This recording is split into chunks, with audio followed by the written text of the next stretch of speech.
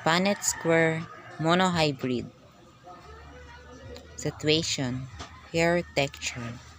Sa ani nga situation, duha ka ginikanan nga curler hair pero heterozygous. CC. Gamitin nato o Punnett square aron makita ang combination sa ilang alleles. Ang result kay 1 homozygous dominant, 2 heterozygous ug 1 homozygous recessive.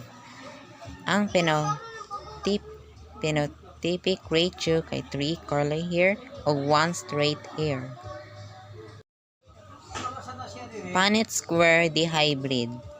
Situation, both rabbits are heterozygous for 4 color and 4 texture.